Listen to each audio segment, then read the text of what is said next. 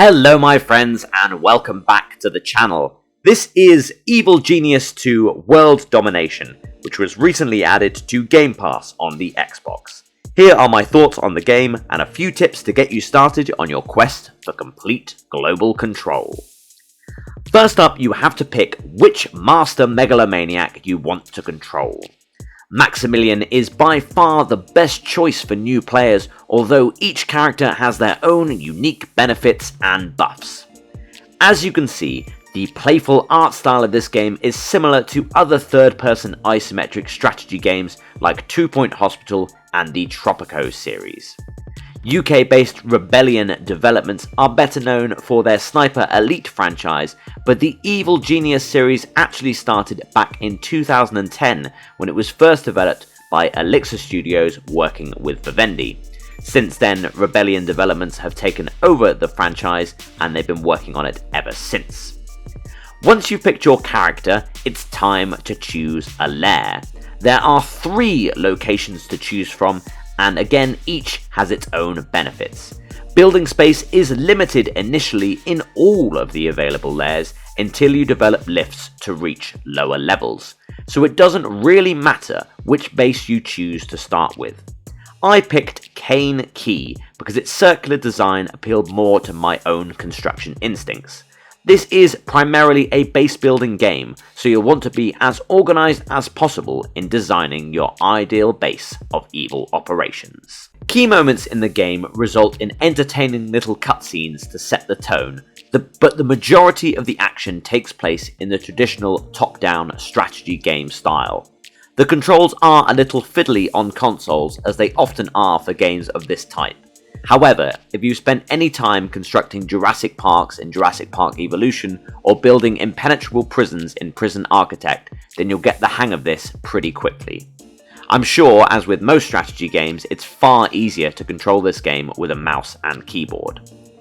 As you can see from this footage of the tutorial, the game will help you get the basics sorted early on, but I recommend building a larger vault straight away, allowing you to accrue wealth without worrying that you have nowhere to put it. Although, not having room for your gold is a hilarious problem for an evil genius to have, it will frustrate you once you start making a mint. You gain money in the game by launching various operations throughout the world, steadily unlocking more of the map as you scout out opportunities for money-making mischief. Once activated, these operations are on a timer, and as well as helping you build capital, they will also result in you gaining heat. This in turn will result in your lair being investigated by various law enforcement agencies that you will need to be repelled if you want to continue your nefarious plans. This means training up your goons to become better security or building holding cells to capture the intruders for information extraction. You can also execute your own goons if they fail to live up to your expectations. Doing so will motivate the others, especially if the execution is in public. Now, this sounds grisly, but the art style and tone of the game is fun and cartoony, so it never really feels too sadistic. During the course of the game, you will be given various objectives to complete that will help guide you on your route to global domination. These objectives also result in cash rewards as well, so it's always worth checking them off your list. You can easily access them in the menu. If you've ever wanted to feel like Hans Blofeld from James Bond, or indeed Dr. Evil from the Austin Powers franchise, this is the ideal game for you. You can build traps, torture chairs, cover operations, and all sorts of other fun bits and pieces. The game is charming and funny, and a great way to make all your villainous fantasies come true.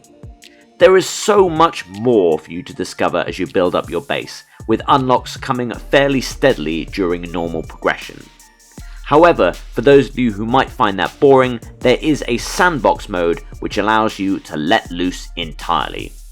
Personally, I find it far more fun gradually building something rather than having all the toys without any of the hard work. It is a nice option though, especially if you're looking to experiment with some mechanics before committing them to your actual base. As the game progresses, your base will grow and you will train your minions in all sorts of different skills. Greater threats will rise up against your empire, and you will be forced to employ every evil impulse in order to fight against them. It's definitely smart to keep your base overpowered with generators, because if your power goes down, you are in trouble. If you overstretch your resources or you get sabotaged, you will be left wide open for assault by the various agencies out for your blood. As with all games of this type, there will be a certain amount of trial and error involved, and you may find yourself scrapping hours of work to start again because you build your base illogically or you fail to invest money in the right places.